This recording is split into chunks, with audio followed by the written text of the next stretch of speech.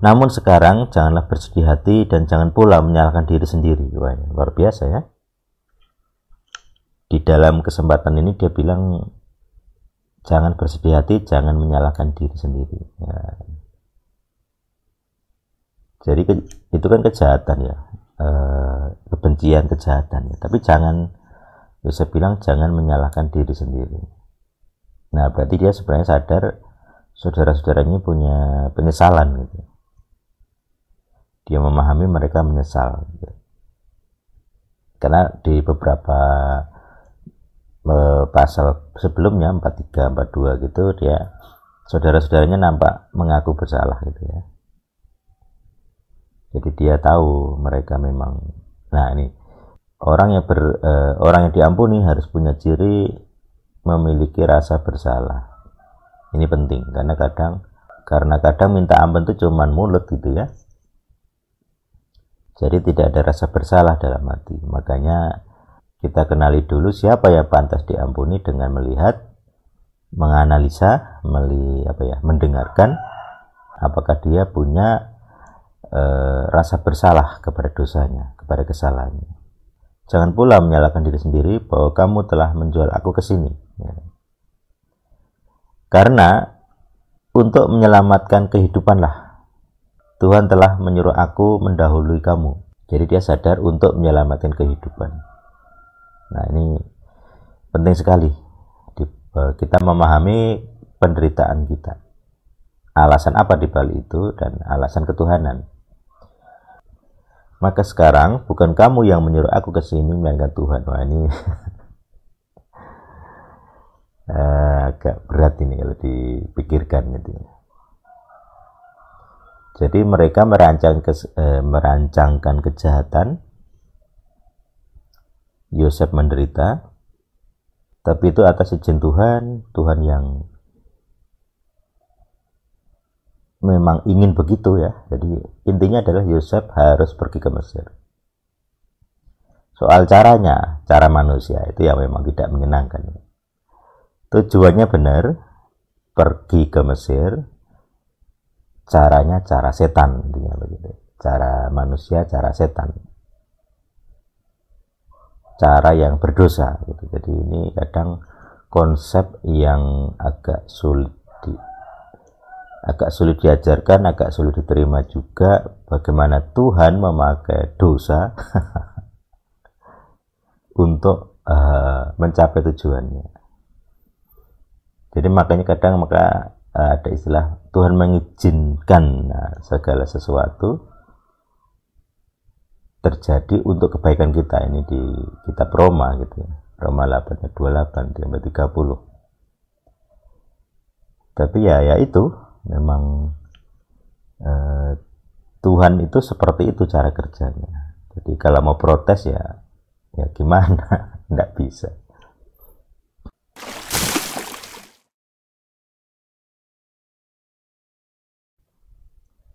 Shalom Aleichem. Kita berjumpa kembali dalam Translation Diary. Kali ini dari Kejadian 45. Yosef tidak dapat menguasai perasaan hatinya di hadapan semua yang berdiri di dekatnya. Lalu dia berseru, "Suruhlah semua orang keluar dari hadapanku." Jadi tidak ada orang yang berdiri bersamanya sewaktu Yosef menyatakan dirinya kepada saudara-saudaranya. Dia menyaringkan suaranya dalam tangisan, sehingga orang-orang Misrai mendengar dan seisi istana Paroh mendengarnya.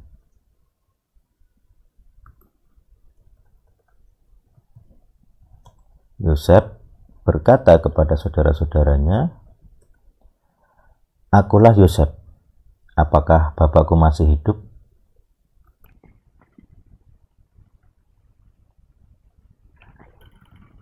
Saudara-saudaranya tidak dapat menjawabnya karena mereka sangat ketakutan di hadapannya. Jadi dulu dia orang yang sangat mereka benci, sekarang jadi raja di depannya.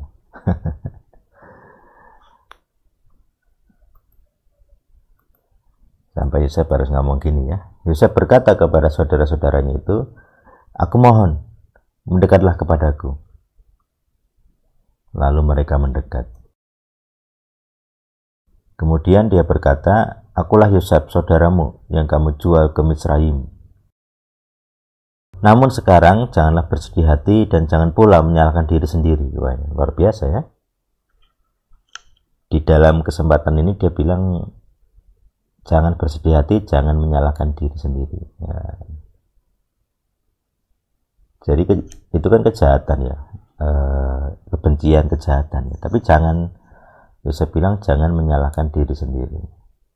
Nah, berarti dia sebenarnya sadar saudara-saudaranya punya penyesalan gitu. Dia memahami mereka menyesal gitu. Karena di beberapa pasal sebelumnya 43, 42 gitu, dia saudara-saudaranya nampak mengaku bersalah gitu ya. Jadi dia tahu mereka memang, nah ini orang yang diampuni harus punya ciri memiliki rasa bersalah. Ini penting karena kadang minta ampun itu cuman mulut gitu ya. Jadi tidak ada rasa bersalah dalam hati. Makanya kita kenali dulu siapa yang pantas diampuni dengan melihat, menganalisa, mendengarkan apakah dia punya rasa bersalah kepada dosanya, kepada kesalahannya. Jadi orang yang minta ampun tapi hatinya tidak merasa bersalah, nah itu tidak layak diampuni. Jangan bersedih hati, jangan pula menyalahkan diri sendiri bahwa kamu telah menjual aku ke sini. Ya. Karena untuk menyelamatkan kehidupanlah Tuhan telah menyuruh aku mendahului kamu. Jadi dia sadar untuk menyelamatkan kehidupan. Nah ini penting sekali. Kita memahami penderitaan kita. Alasan apa di balik itu dan alasan ketuhanan. Sebab inilah tahun kedua terjadinya kelaparan di negeri ini. Dan masih ada 5 tahun lagi yang di dalamnya tidak ada yang membajak maupun menuai. Jadi baru tahun kedua sudah kelenger gitu ya.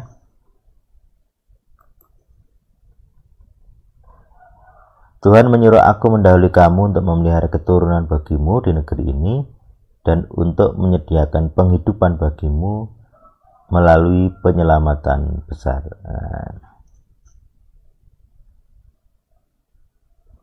Maka sekarang bukan kamu yang menyuruh aku ke sini melainkan Tuhan. Wah ini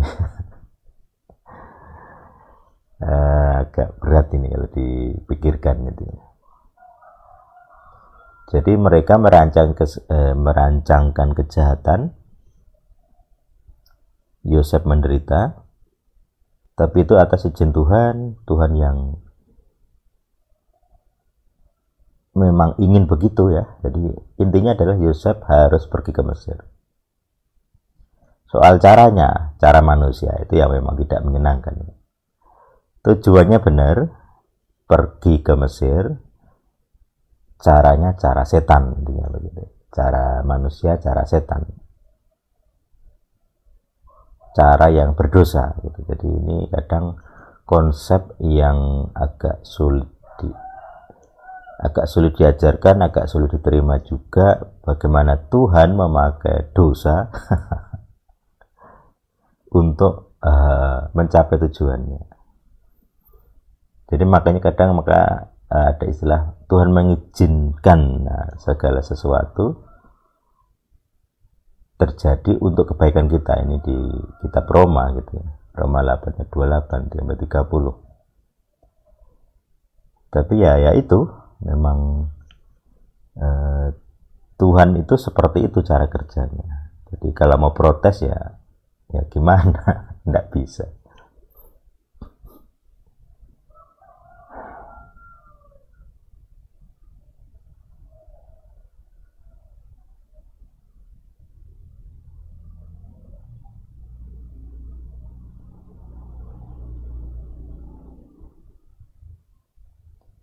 Dia telah menempatkan aku sebagai bapak bagi Paroh dan tuan.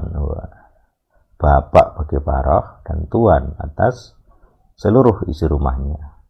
Dan ini lebih enak bahkan ya. bahkan penguasa atas seluruh tanah Mitsraim. Dia memang penguasa. Bergegaslah, pergilah kepada bapakku. Kenapa nggak nyebut bapak kita ya? Bergegaslah, pergilah kepada bapakku. Dan kamu harus mengatakan kepadanya, demikianlah Yosef anakmu berkata.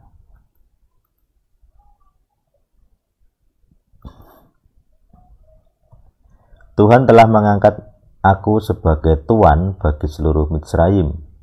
Datanglah kepadaku, jangan menunda.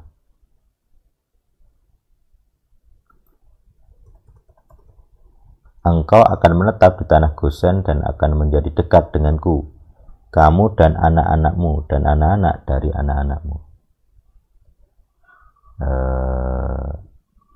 Kamu akan dekat denganku.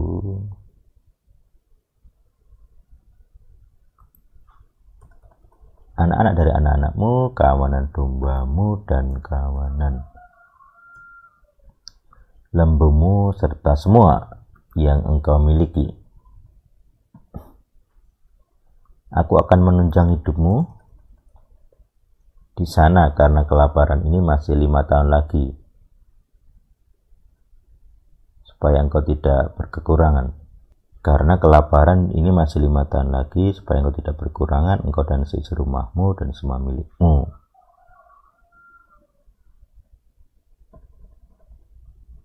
Lihatlah matamu dan mata saudaraku Binyamin yang menyaksikan bahwa mulutku sedang mengatakannya kepadamu. Ya. Jadi ini luar biasa ya.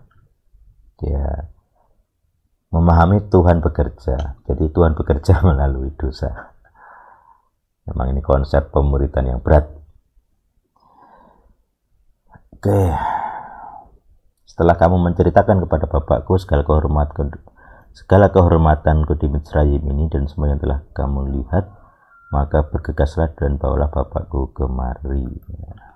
Lalu ia merangkul leher Binyamin adiknya dan menangis. Binyamin pun menangis pada bahu Yosef.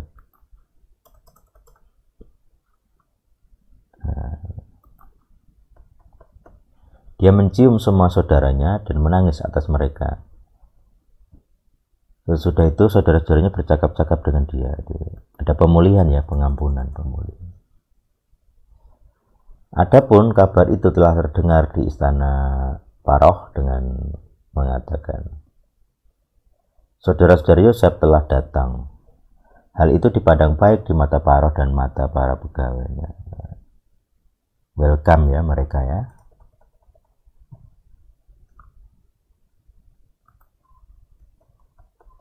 Paroh berkata kepada Yosef, katakanlah kepada saudara-saudaramu, berbuatlah demikian, muatilah binatang-binatangmu dan pergilah, masukilah tanah Kanaan. Jemputlah bapakmu dan seisi rumahmu. Datanglah kepadaku, maka aku akan memberikan kepadamu apa yang baik dari tanah Mitsraim dan kecaplah kesuburan tanah ini. Ya, ini perintah dari Paroh ya. Engkau diperintahkan berbuatlah demikian. Bawalah bagimu dari negeri Mitsraim kereta-kereta untuk anak-anakmu dan untuk istri-istrimu. Kamu harus menjemput ayahmu, bapakmu dan datang ke sini. Janganlah matamu memandang dengan rasa sayang kepada barang-barangmu, karena apa yang baik dari seluruh negeri Mitsraim adalah untukmu. Itu luar biasa. Bani Israel mungkin ini ya. Anak-anak Israel melakukan demikian. Yosef memberikan kepada mereka kereta-kereta atas perintah Paroh dan dia memberikan bekal untuk perjalanan kepada mereka. Kepada mereka semua dia memberikan kepada masing-masing jubah-jubah pesalin. Tetapi untuk Binyamin dia memberikan 300 keping perak dan 5 potong jubah pesalin. Jadi ekstra ya. Anak satu ibu soalnya ini.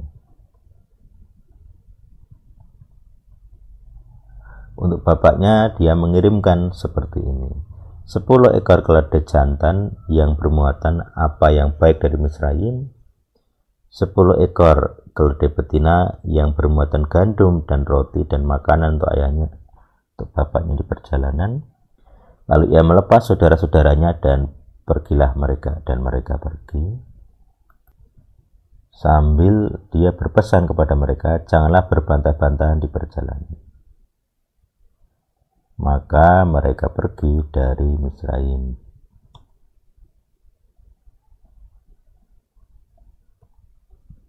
Mereka sampai di tanah Kanaan kepada Yakub bapak mereka. Ya.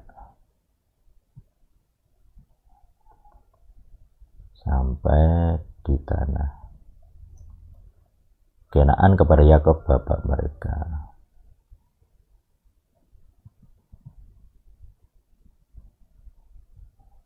Mereka menceritakan kepada Yakub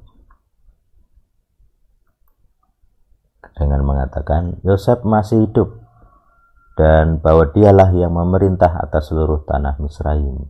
Ya. Tetapi namun ini Yakub dingin ya, dia mistrust, tidak dapat mempercaya mereka. Namun mereka sungguh-sungguh membicarakan kepadanya segala perkataan Yosef yang telah dia ucapkan kepada mereka, dan dia melihat kereta-kereta yang telah Yosef kirim untuk membawa dia. Maka bangkitlah semangat Yakub bapak mereka itu. Ya. Jadi dibuktikan dengan barang ya, ini kereta Mesir gitu. Israel berkata, mentok dia, ada nyerah. Cukuplah Yosef, anakku masih hidup, aku mau pergi dan aku mau melihat dia sebelum aku mati. Itu luar biasa ya. Jadi ada pengampunan, ada pemulihan, bahkan kelegaan bagi Yakub bapaknya. Wah, ternyata anakku masih hidup. Jadi bayangkan berapa puluh tahun dia tidak melihat Yosef gitu ya. Dari remaja sampai ya mungkin 15 tahun, 20 tahun gitu. Tidak lihat anak 20 tahun gitu. Ternyata masih hidup, dikira udah mati. Dan hidupnya sejahtera gitu ya, hidup penguasa. Jadi dia memiliki banyak kelegaan. Ya, itu pasal 45 ya. Kita bisa belajar ada pengampunan, ada pemahaman cara kerja Tuhan, ada kemerdekaan, ada pemulihan, ada kelegaan. Ya, itu demikianlah kita bisa belajar. Semoga kita juga bisa melihat rencana Tuhan di dalam segala penderitaan kita yang diakibatkan dosa-dosa manusia lain. Pasti sulit, Yosef juga sulit, dia hanya tahu setelah selesai. Jadi di masa tengah prosesnya itu pasti ya sulit sekali, hanya tahu setelah selesai. Ya, kita manusia lalu begitu ya, rancangan Tuhan di atas rancangan kita. Ya, semoga kita bisa belajar, Tuhan yang hidup bersama kita. Amin.